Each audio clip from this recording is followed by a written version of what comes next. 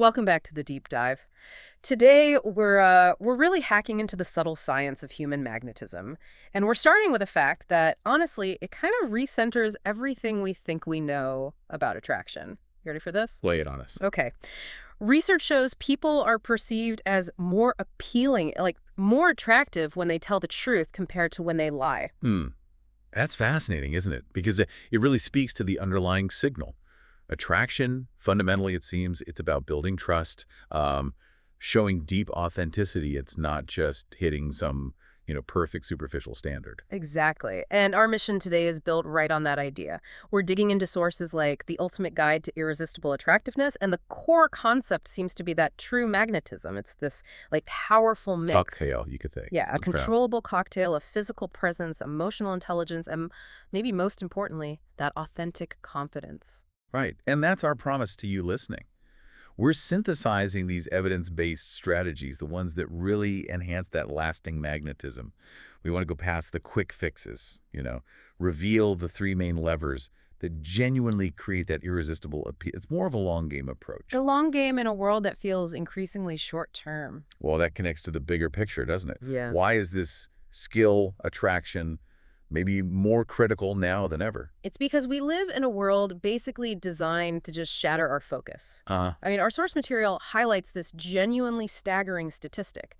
The average person checks their phone at least 352 times a day. 352 times. Wow. What does that break down to? Think about it. That's roughly once every 2 minutes and 43 seconds, assuming you sleep for 8 hours. Once every 2 minutes. Yeah. So if most people are constantly, mentally scrolling, Yeah.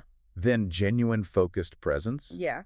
that becomes the rarest thing, the most valuable gem in the whole social landscape. Exactly. It's a superpower in a distracted age. So this deep dive, it's really your guide to becoming that most confident, engaging version of yourself, giving you the tools to, well, stand out effortlessly when, frankly, 99% of people are probably only halfway listening. And our roadmap for this is pretty logical. We're starting inside with a mindset.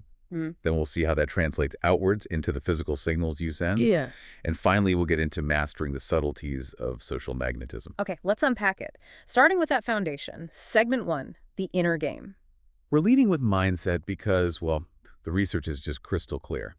Confidence really is the ultimate aphrodisiac. It acts like this immediate signal, doesn't it? High desirability. It shows others you have high self-worth, you have standards, and crucially, you won't just settle. Right. But here's a key point, I think. How do you keep that confidence from tipping over into arrogance? Because arrogance is definitely a major turnoff. That is the critical distinction the sources make. True confidence, it's about being selective, but in a thoughtful way. It's not about being dismissive or, demanding. So it's valuing your own time and attention. Precisely. And that subtle difference. Apparently, others feel it almost instantly. And there's hard science backing that up, too, that value proposition. Yeah. There's research out of Carnegie Mellon University. They found that simply displaying confidence was actually more influential in establishing trust than someone's, actual past performance history. Oh. So just looking confident signals capability and reliability. Yes, it's about the demeanor itself. Okay, now this is where it gets really interesting, especially for anyone listening who maybe struggles with imposter syndrome. Our sources detail this psychological feedback loop that sounds incredibly powerful. Oh, yeah, the feedback loop. Even if you don't feel confident walking into a room, if you actively display confident body language like stand tall, shoulders back, Right. your brain actually starts producing confidence-related hormones. That's exactly it. By deliberately changing your posture, you can actually decrease cortisol, that's the stress hormone, and boost testosterone, which is linked to confidence and assertion. So it's like a physical cheat code to improve your mental state. Pretty much. You literally fake it till you start making it. And the amazing part is, others perceive that shift in your energy almost immediately. And that energy, that confidence, it relies pretty heavily on cultivating a growth mindset, doesn't it? We hear that term a lot. We do. Yeah. And what it really means is viewing your intelligence, your talents, not as these fixed gifts you're born with, but more like muscles you can constantly grow and develop. Okay, so the opposite of the fixed mindset. Exactly. The fixed mindset makes you avoid challenges because you fear failure, right? You see failure as proof of your limits. But the growth mindset, it sees challenges as the best way to improve. And you can see how that would make someone inherently more magnetic. Totally. Someone who's always evolving, who accepts challenges, learns from mistakes. They're adaptable, kind of unpredictable in a good way. They're just far more interesting to connect with because they're dynamic, not static.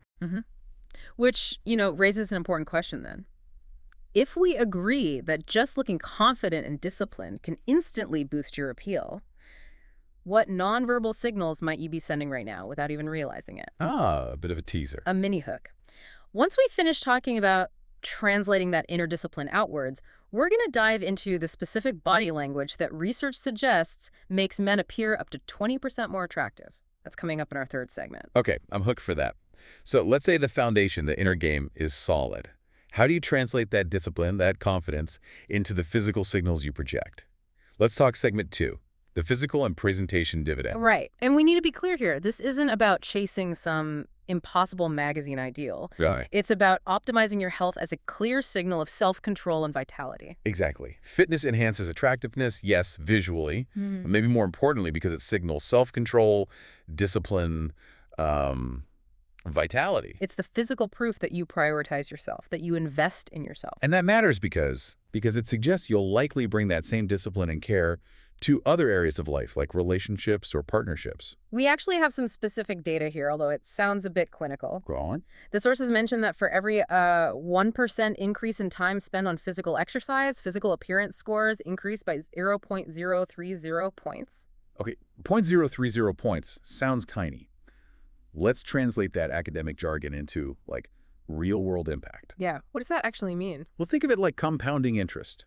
That small, consistent increase adds up.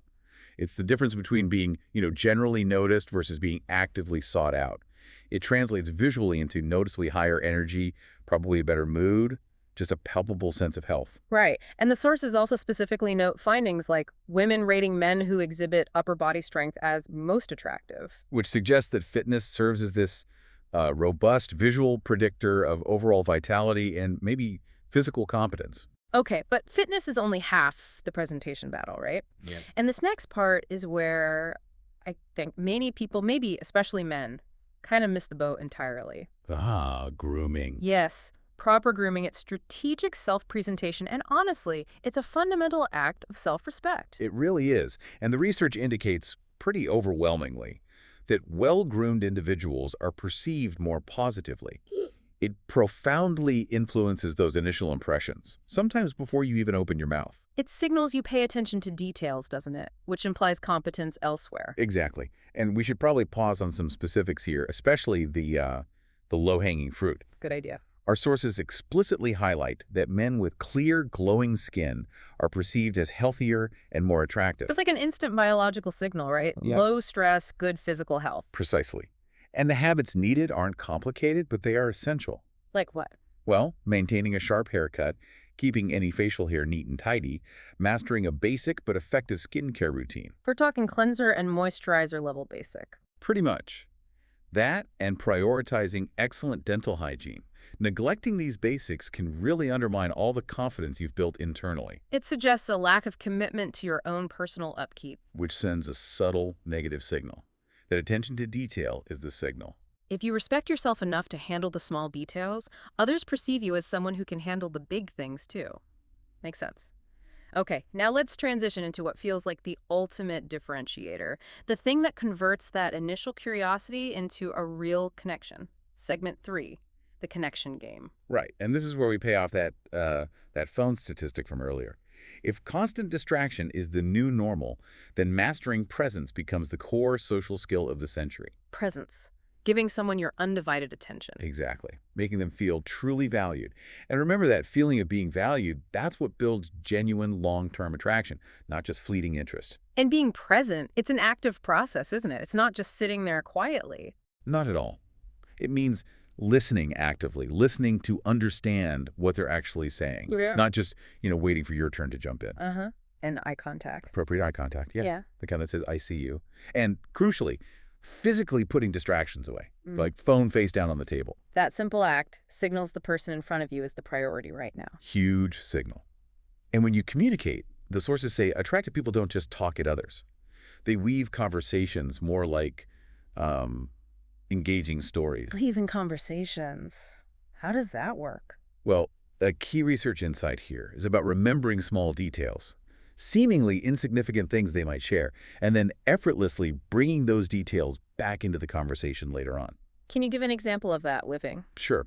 Let's say someone casually mentions they got stuck in a terrible traffic jam coming from, I don't know, the south side of town earlier. Later, maybe you're discussing weekend plans.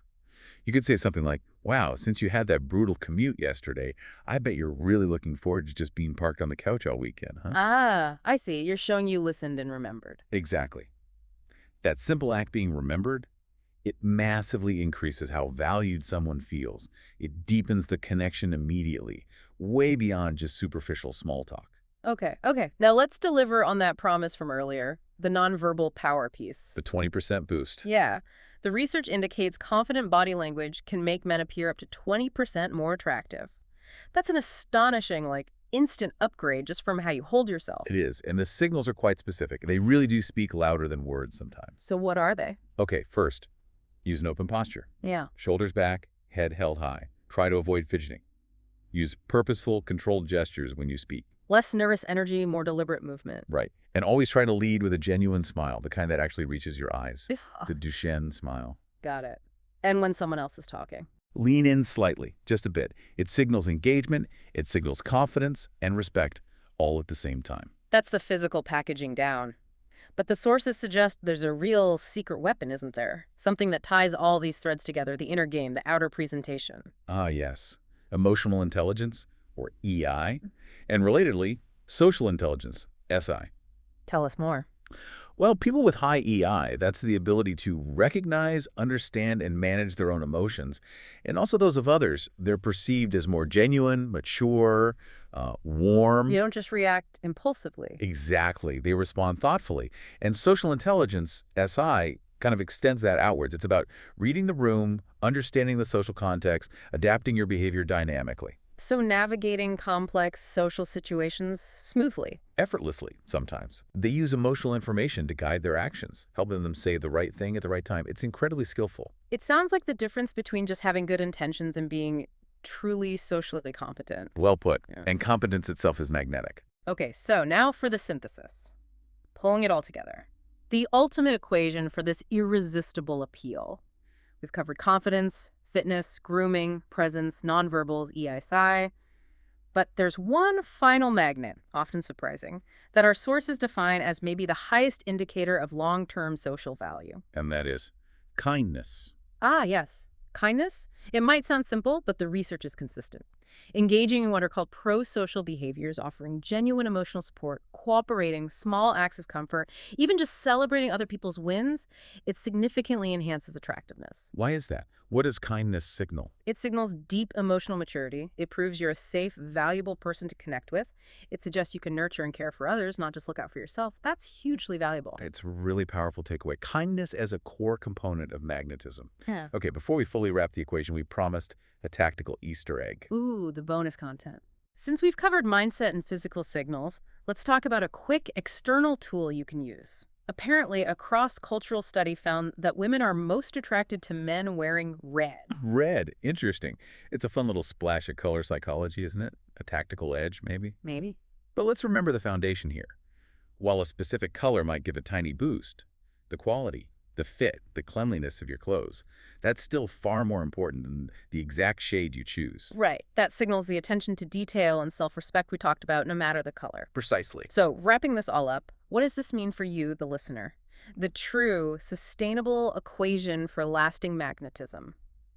It seems to be this combination. Okay, let's hear the formula. It's authentic self-confidence, the kind built on consistent growth, plus genuine care for others, which you demonstrate through presence and kindness, all underpinned by solid mental wellness. And how you feel about yourself actually matters more. Yeah, studies show how you feel about yourself, your internal state, matters far more for attractiveness than any objective, static rating of your appearance. So the goal isn't some quick fix or trying to become someone totally different. No.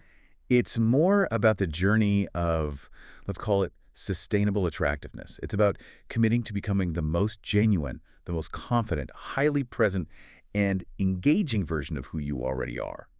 That commitment, that discipline, That's the real magnet. Well said. And remember, every insight gets deeper on the second listen, so make sure you save this deep dive in your library right now. Don't lose it. Definitely worth a re-listen. And next time, we're diving deep into the science of the flow state. Ooh, flow state. Yeah, we'll explore what the experts say you can actually do right now to instantly triple your focus and creativity. You really won't want to miss knowing how to unlock that kind of potential.